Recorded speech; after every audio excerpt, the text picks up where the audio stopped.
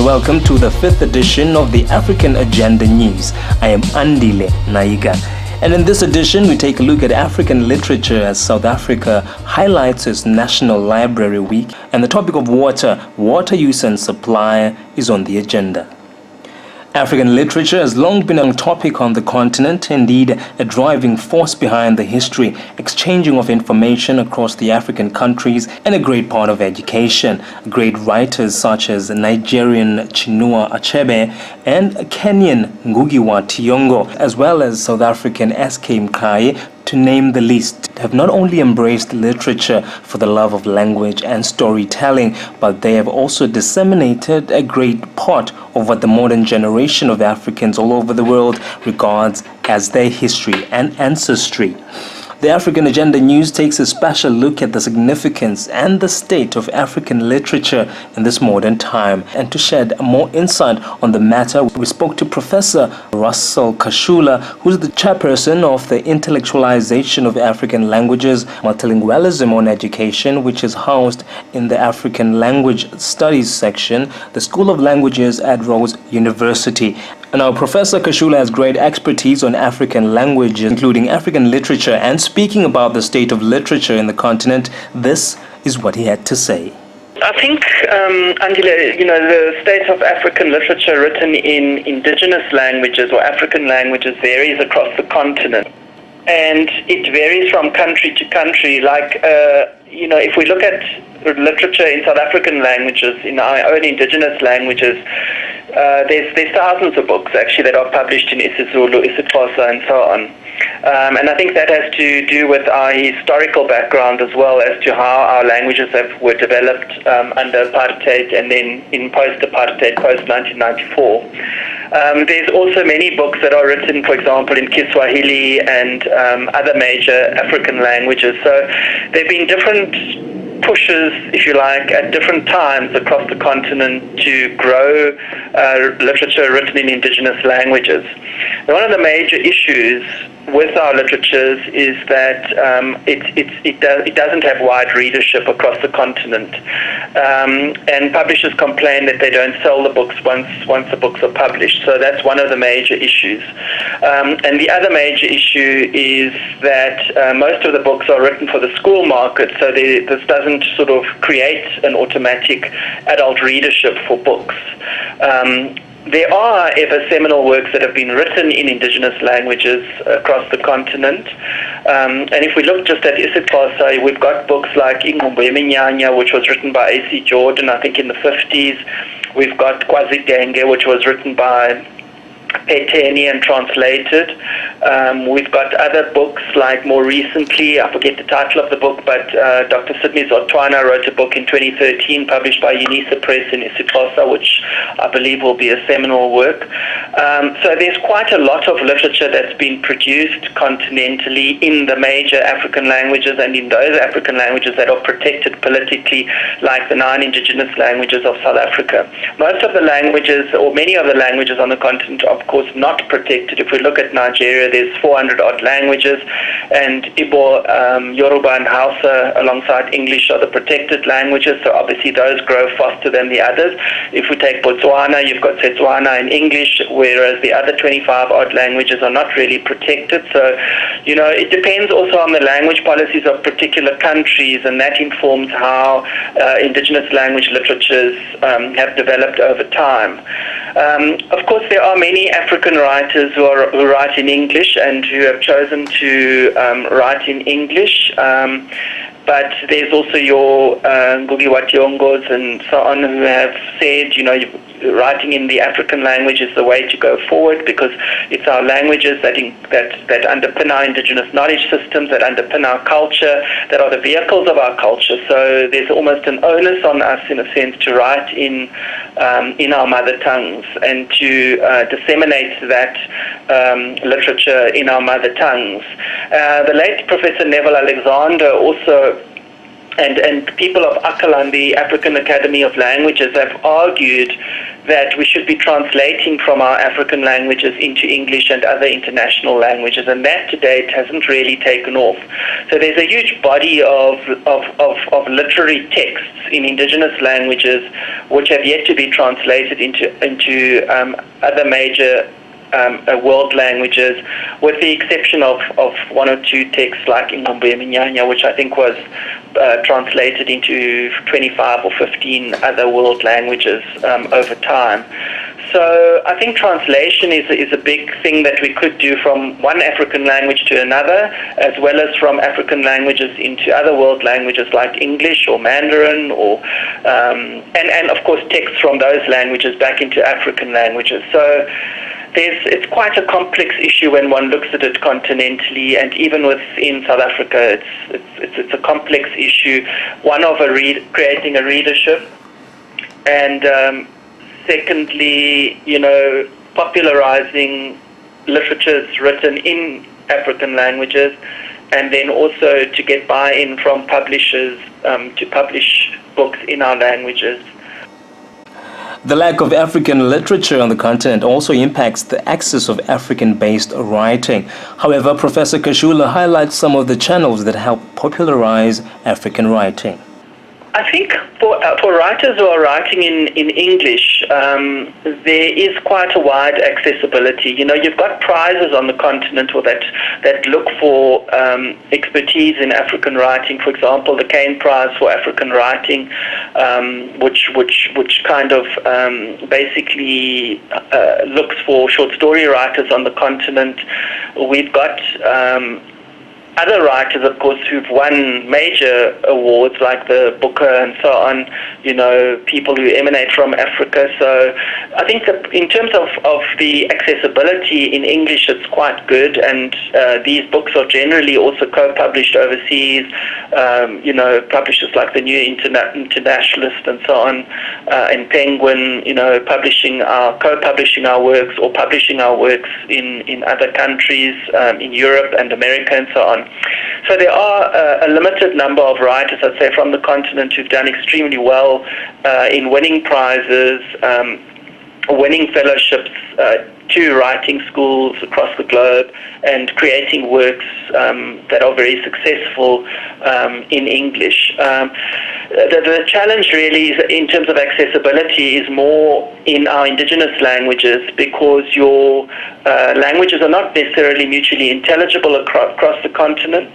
Unlike English, which is a major global language, you've got much more fragmentation in terms of language accessibility, and then also publishers find it difficult to actually market and sell those languages, because if you're writing, for example, in Chivenda, there's not a huge readership.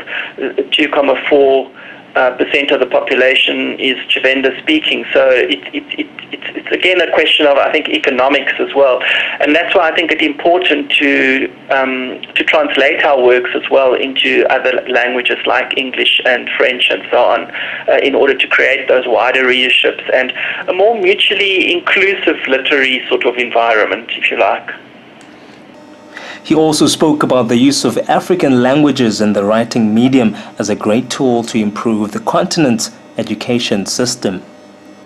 Andile, we're talking a lot about transformation and so on, but it seems to me that we can't transform Africa into a post-colonial Africa without unpacking the question of language on the continent, because a transformed Africa and surely a transformed South Africa and a transformed educational system and literary scenario would require us to engage critically with the languages of the colonizers, which on the continent is French, Portuguese and English.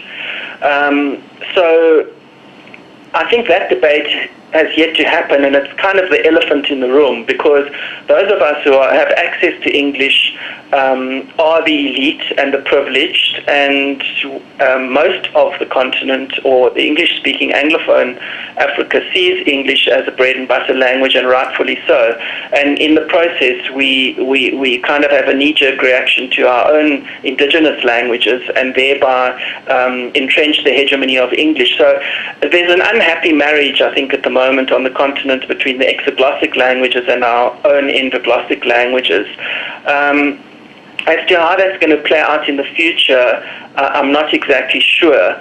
But in terms of literature, I think that access to our own literary works in African languages and in translation would be the way to go for the educational system.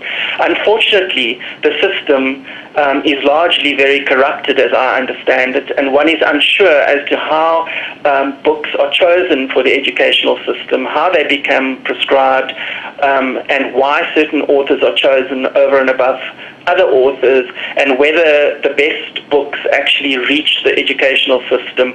And one would have to do a proper analysis of what is going on in terms of prescription of these books in the schooling system, to see whether or not the best readership and the best books are reaching the education system.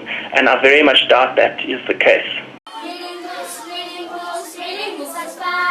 There's a lot for everyone, so why not borrow one? Reading books, reading is much fun.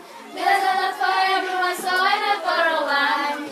As South Africa is highlighting National Library Week, we also take a look at some of the programs and initiatives that the South African government and local NGOs have been pursuing.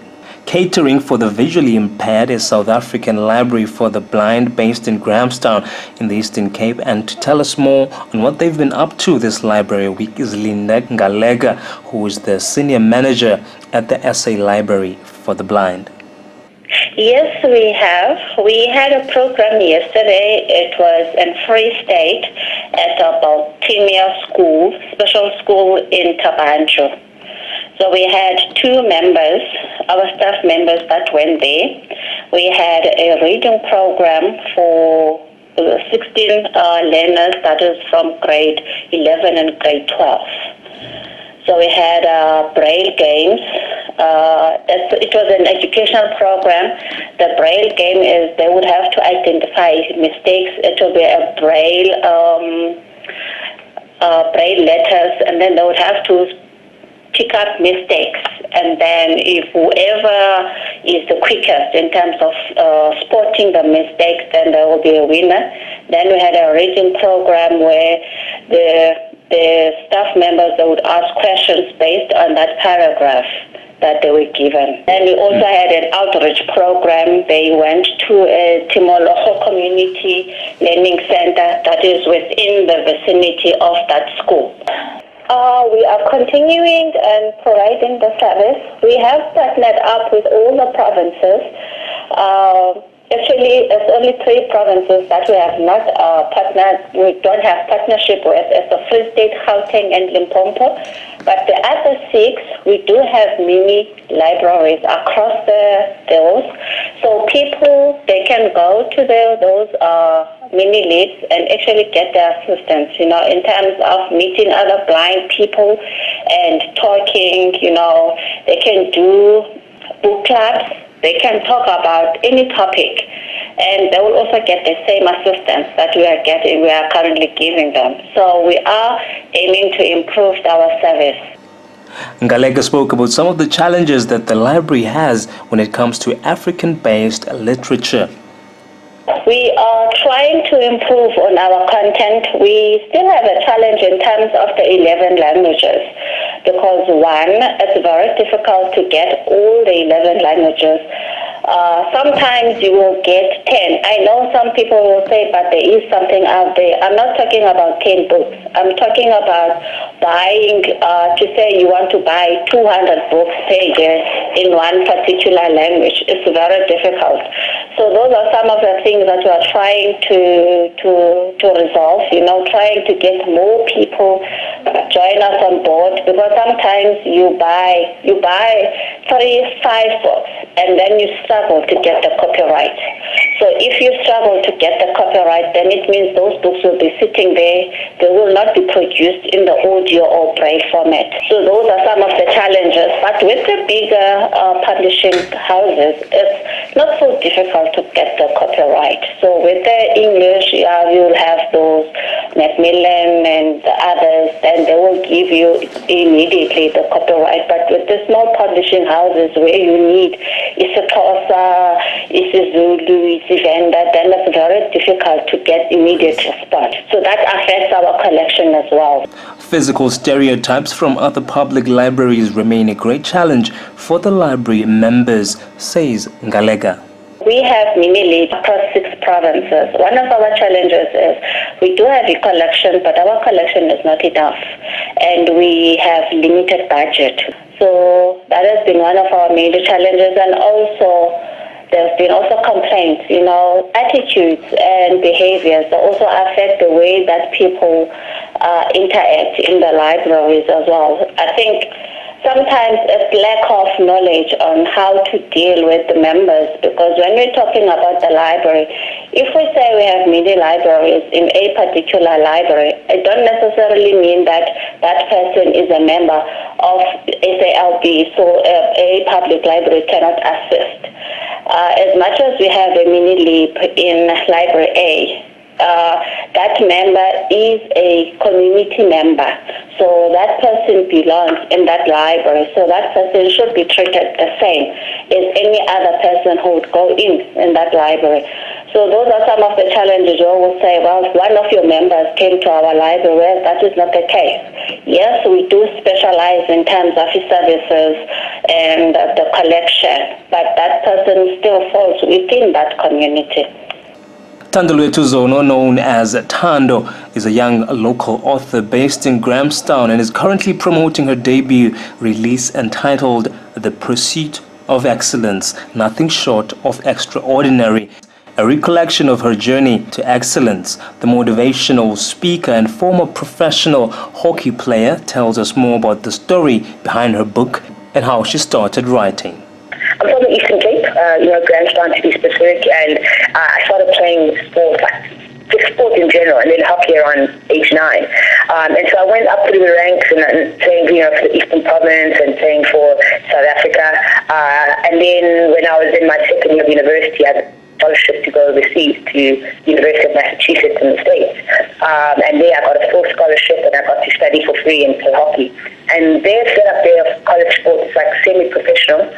So it was just a really, really high caliber of players. It's just a very professional setting.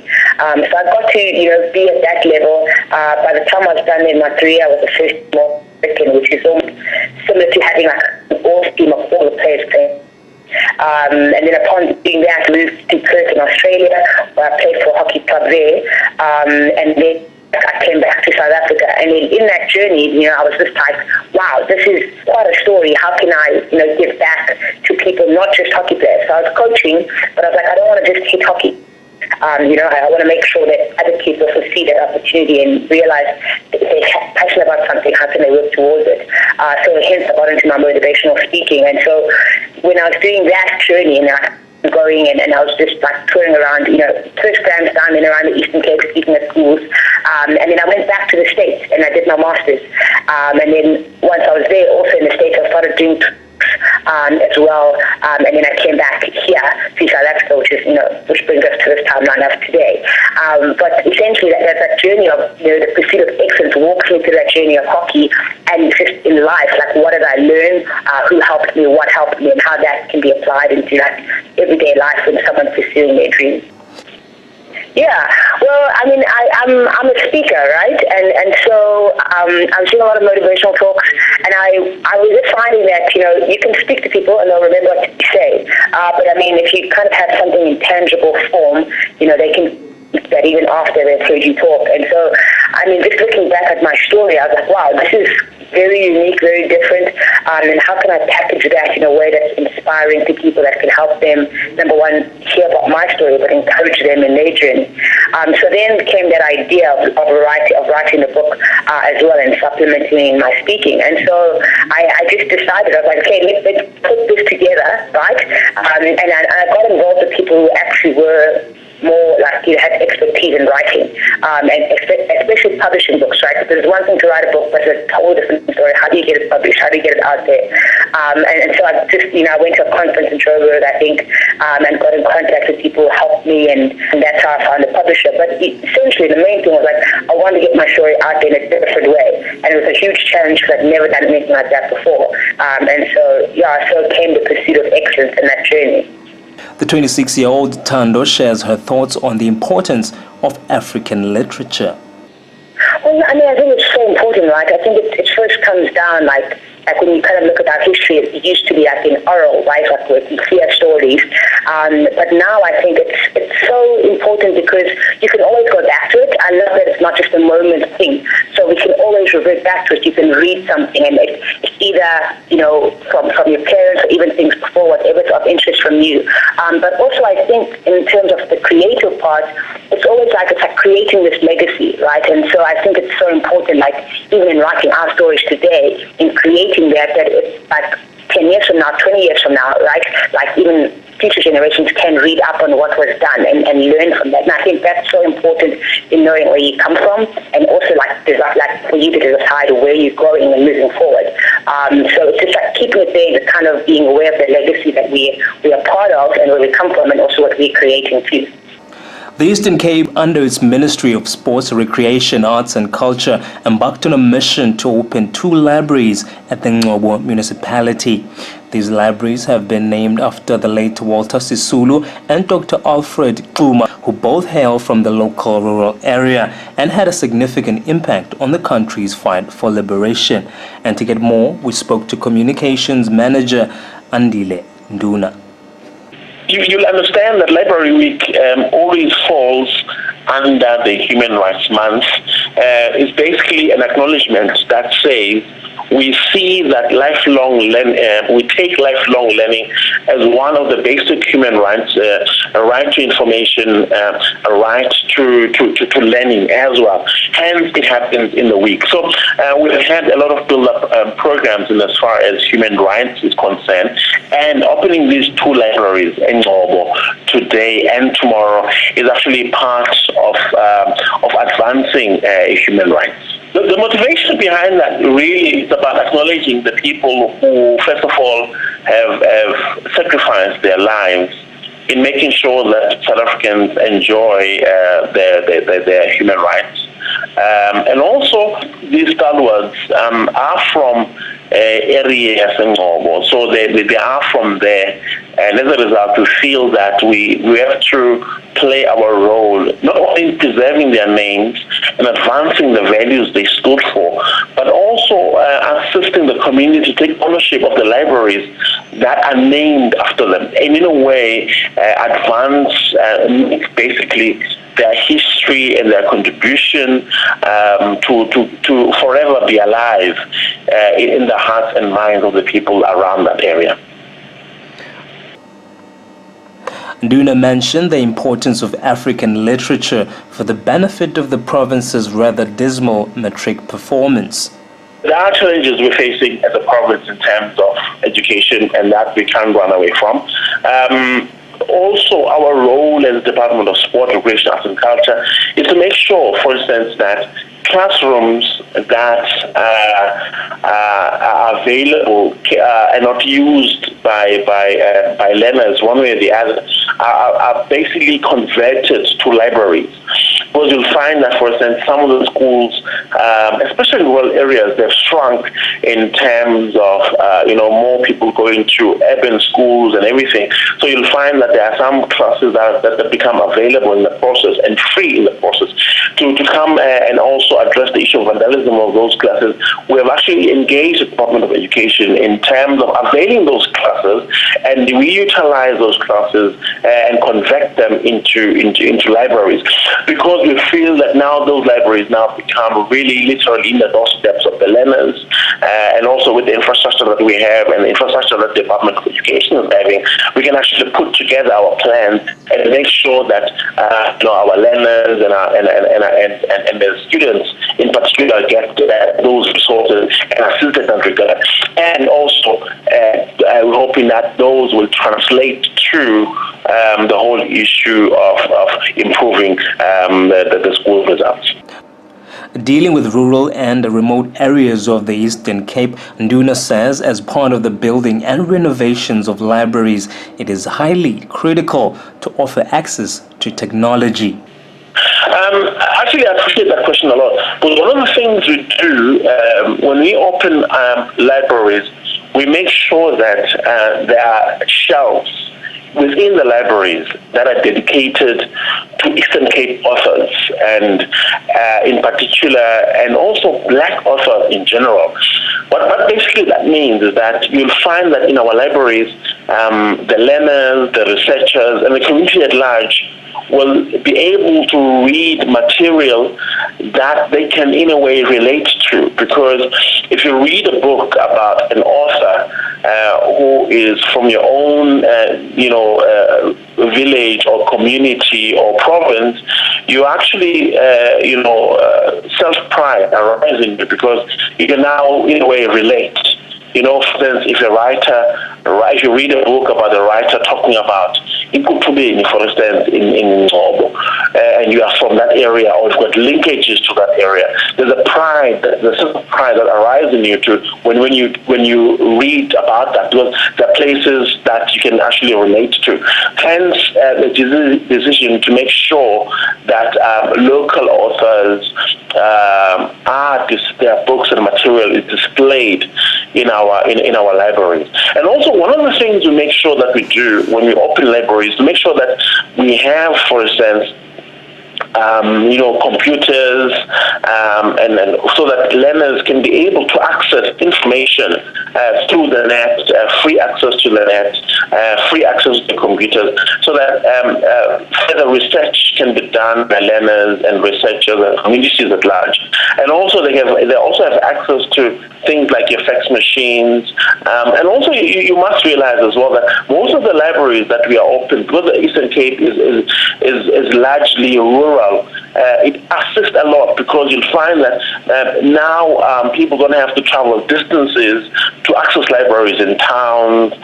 They can now get libraries basically where they live, which is actually a great effort in terms of making sure that people within those rural communities access libraries and access information in that regard. And also to shed some light, we spoke to the president of the Library and Information Association of South Africa, Nayika, who highlighted the aspect of assistance for remote areas.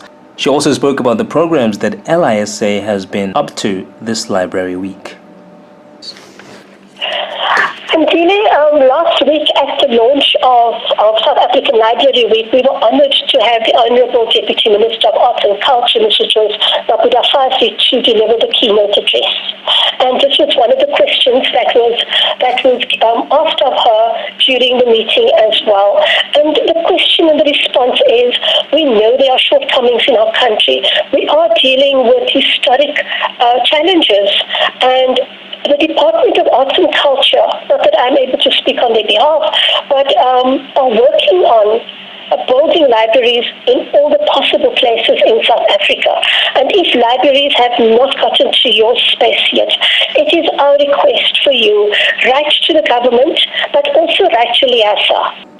Let us know of your need, and we'll see in how we can match the need of people for libraries with whatever resources and support and sponsors that we can find. On Thursday last week, the 16th of March, Liasa, we were honoured to be invited to the opening of the Papinjana Library by the Deputy Minister of Arts and Culture. It's in the Northwest District, and a very beautiful new library with spaces for visually impaired people as well. One of the focuses these days of libraries, growing focuses, is on the marginalized members of our community as well. So visually impaired people or blind people also have the opportunity to consume library services, to read books in a particular area within the library, that within the new library. And during this time also, there is a greater awareness and a greater focus on providing library services for visually impaired people. Crowster spoke of the role that libraries should be playing in the community, and that the content that is made available in different communities should be made to suit the reading needs of those who use the libraries. That is another conversation that is ongoing at present. One of the main criticisms of libraries at present is that the content, the collections are not relevant to the condition of the people who are at the library. They tend to be Eurocentric. We've had these accusations leveled at us, and there aren't enough African writers. Again, we have started this conversation. We are working on it, and as new libraries are being built, the collection and the suitability of the collection to the users is being examined. Again, it is an ongoing process that cannot be resolved overnight, but it is a process that benefits from the conversation of all the people affected. So if you go to your library and you find that the books there just don't suit you, you don't like it, you'd like to see something else, we encourage you to engage with your librarian and say to them, we need the following, or this doesn't suit me. And after a while, follow up on this conversation. It's not just a matter of saying, this doesn't suit me and walking away. Again, this is where my library, your library comes in. We need the ownership and the interest of the communities that we are serving to partner with us to match their needs to our services, or see how our services can be adjusted to address their needs.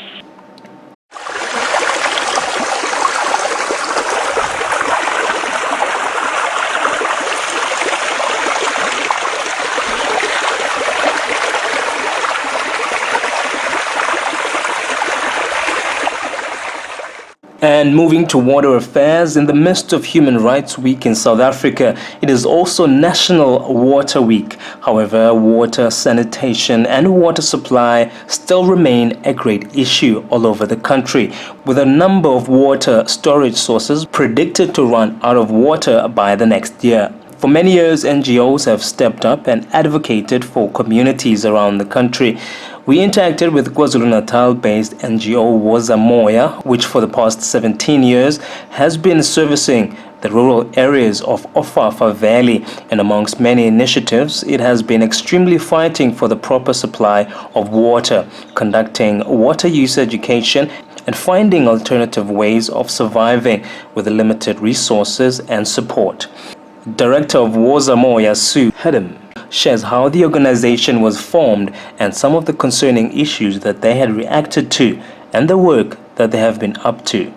It's actually been 17 years that we've been going, and myself and two women in the community, Jane and my son Benedict Manela, it was actually the three of us that began the organization, and in those days we began the organization in direct response to the HIV pandemic.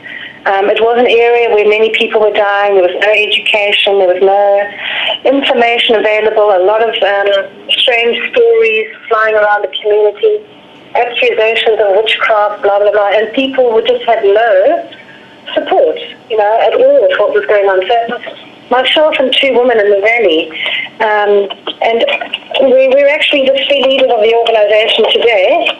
So we've been on this incredible 17-year journey and still going. Got a number of different sort of programs that we've done around water and sanitation. We managed to get funding to do some hardware, which is not actually what we prefer to do, but we managed to get some donor funding. So we put in some rainwater harvesting systems in the community and waterless enviro-loos, which are actually quite amazing. Do not use a drop of water, totally hygienic, odorless, work incredibly clever sort of engineering system. So we've put a couple of those in the community and some rainwater harvesting systems, more as kind of demonstrations of hardware, alternative hardware, where we hope the bigger players, like the government departments, the education department, Department of Basic Education and so forth, will take up these demonstration systems and roll them out more in the community. So we've only put them in as demonstrations. We put in 2 schools. We ourselves are a water and sanitation demonstration site because we're based on tribal land in the community. So in fact, we have basically 3 different sites spread throughout the whole valley where people can go and learn about basic rainwater harvesting and enviro-loos, waterless loos. And then obviously attached to that we've got hand washing facilities, tippy taps, which are very simple homemade little structures that anybody in any rural community can make. And that's basically the hardware we've done. But what comes after that is probably way more important, and that's what we call the software, where we do a lot of education and training around these facilities, not only around how to maintain them and manage them, but also, how to use them properly. Like, why is hand washing so important? Why does it reduce the incidence of diarrhea by like 50% and save children's lives and things like that? So, we've done a huge amount of education and training around water sanitation and hygiene issues. A paralegal and advocacy manager at Wozamoya, Sibonele Ndlovu, shares some of the work that Wozamoya is doing at local schools. Yeah, actually, we are currently working with the high schools, whereby we are trying to develop those schools into a model wash school. We have installed the rainwater harvesting system, which we hope that some of the high schools within the area, because there are 11 schools, including primary schools, to come and learn from that project that we have did to those schools. For the fact that some of the schools, they do not have a clean water for the kids to drink. So one of the schools that they've been working with for the past years, it's Dingizo, it's one of the high schools, and currently we're working with another school which is nearby us, which is Nevuso School. So what we are trying to do is to maybe find ways in which kids may find clean water that is drinkable instead of the waters, because sometimes from the issues that we have seen, it's that more especially the girls were missing out the school classes due to the fact that they need to go long distances to go and fetch water.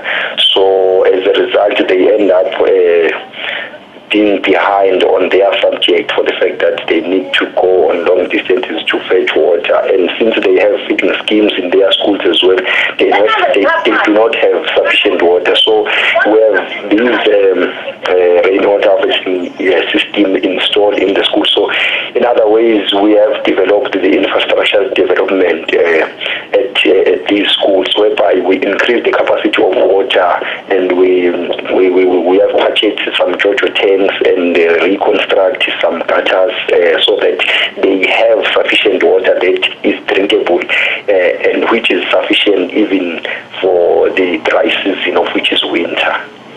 Ndlovu stresses the importance in advocating for these rural areas. The most of what encouraged us to advocate for this issue, it's more or less because since we are a community-based NGO and the only NGO that exists within OFAFA, we have seen so many people, like especially the young ones, having suffered to diarrhea and some of the other diseases as linked to drinking of unclean water. So that's why we have now came up with these initiatives to start and maybe do something, and also to lobby the government, because all of the projects that we are doing, we also present them to our local government through the Sukuma Sake, the stakeholders meeting that are happening every month, so that maybe they maybe start to think around those projects that we've did in these schools. And lastly, Ndlovu tells us how important water is to the lives of every human being.